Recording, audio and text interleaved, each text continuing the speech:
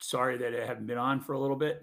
It's been a little while with the holiday and everything like that that has recently passed. Trying to get some stuff together and upgrading my abilities here on this video and some other things that I've been working on, which I'm hoping to roll out pretty soon. So stand by. Apologize for the lateness. If you don't miss me, well, that's your problem. And if you do miss me, I'm happy that you're back.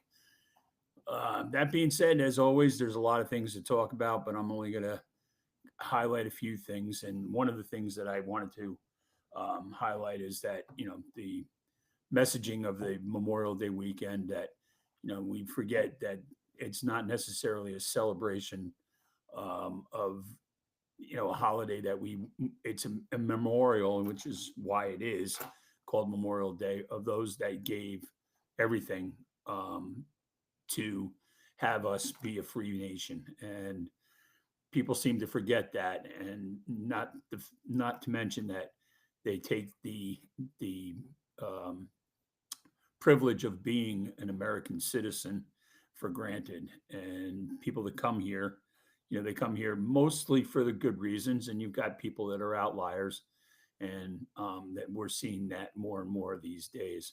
And that's a little bit more about what I'm going to get into the grunt of it, because I hope you guys all know what the definition of insanity is.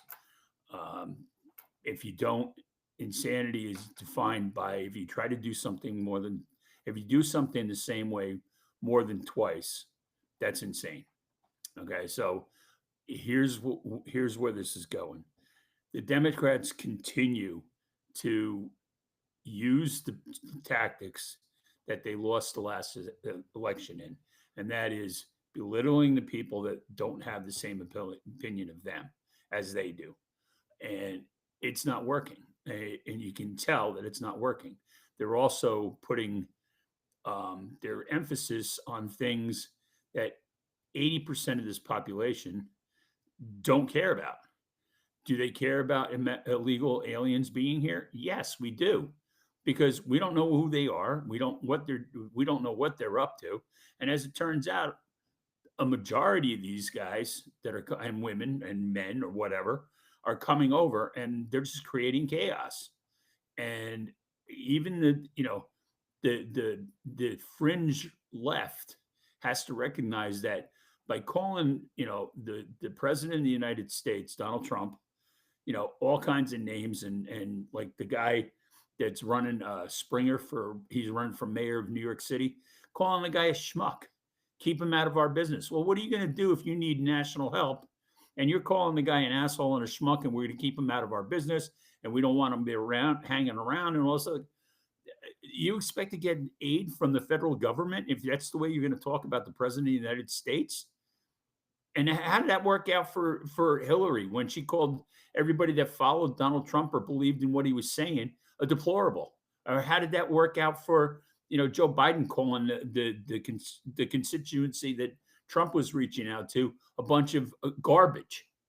I mean, you just don't. I don't understand what they're thinking when they say things like that. Hakeem Jeffries the other day just came out and said and called on the Democrats to fervently and adamantly oppose everything that Donald Trump proposes. Well, how is that going to make anything? How is that going to make anything in this country better if you're going to do that? That just makes zero sense. And again, how did that work out for you in the last election? How did it work out for Hillary? Okay, because that's the mentality. And I'm not a big fan of a lot of people in the media. I read an article over the weekend in the opinion section by Mike Kelly. Okay, he's a commentator, reporter from the. Hang on, I'll get it for you right here. I have it on my list. He's a USA contributor, USA Today contributor. And now I understand that the USA Today is not exactly Republican friendly, and that's okay, because everybody's you're allowed to have your opinion. I'm not trying to deny that, But if your opinion is detrimental to everybody else, then you probably should rethink what you're thinking about and how you're saying it. And he was saying he in his article over the weekend um, came out about a lawsuit that was placed by the Justice Department that targeted four of New Jersey's most democratic and professed sanctuaries cities, and that was Newark, Jersey City, Patterson, and Hoboken. And the mayors of those towns obviously are Democrat, and they have said that they're declared their cities sanctuary states and whatever. So they're doing everything they can to obstruct what the immigration department is doing and going to after the criminals and after the illegals that are here and are causing havoc and so on and so forth.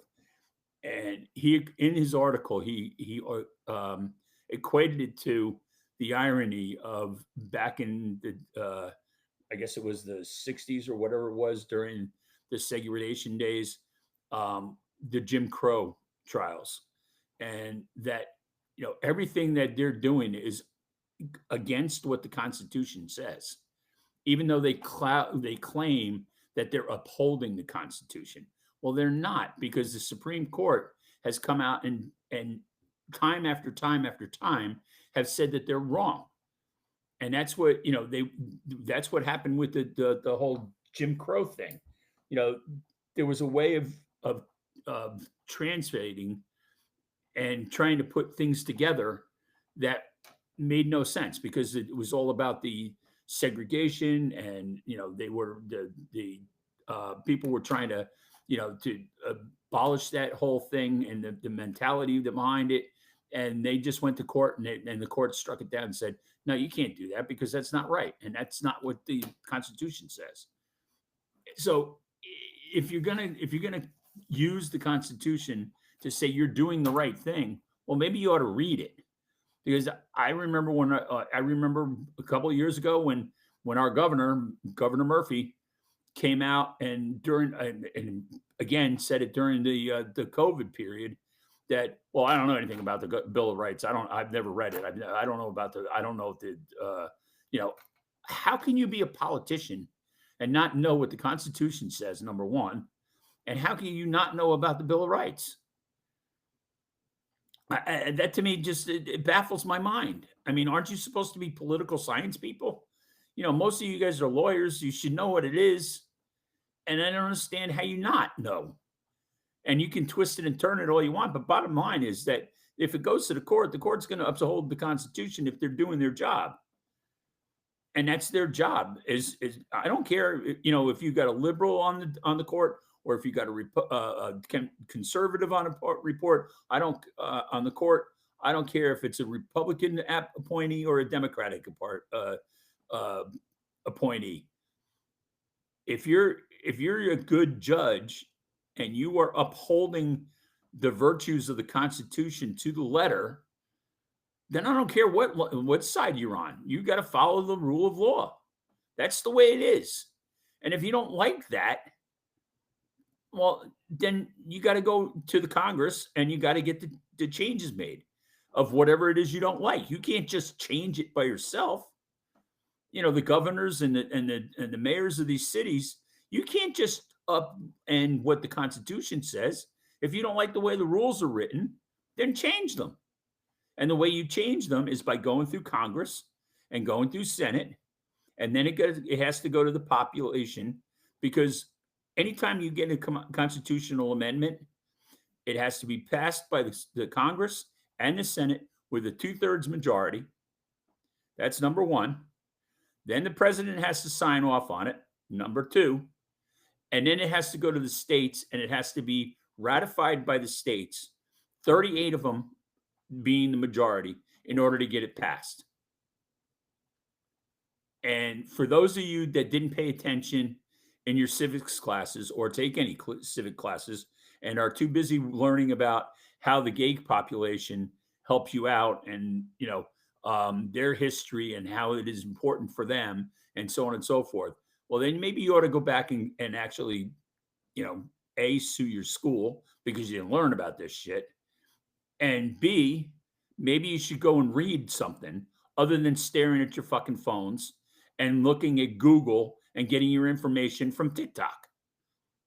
Okay? Because the the idea behind history is you learn from it so you don't make the same mistakes. And since everybody's all hell bent on changing the course of history, which you can't do, this is the greatest country in the world. And yes, do we have our pimples and our blemishes and our hiccups and our fuck ups? Absolutely. But we've learned from them and we've made them better.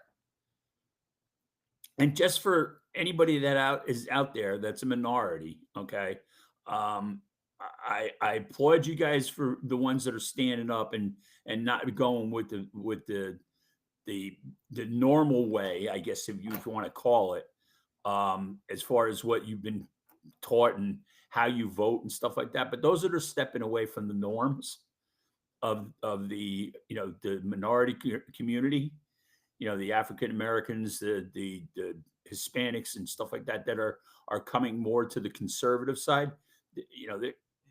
You got to understand that the Democrats never wanted to get rid of slavery.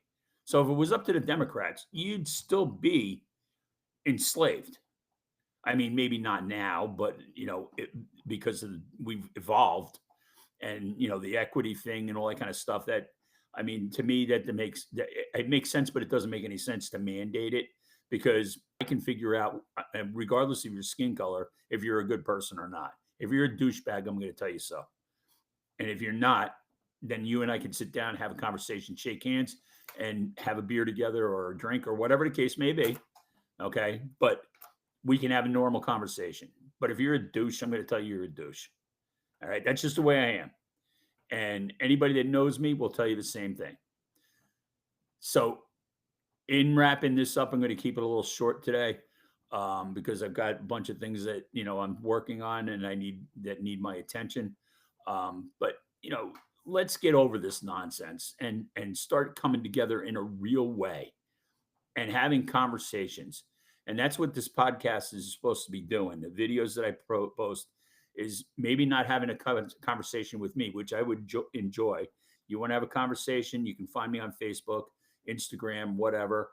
At some point, I'm going to have a phone line that you guys can call into.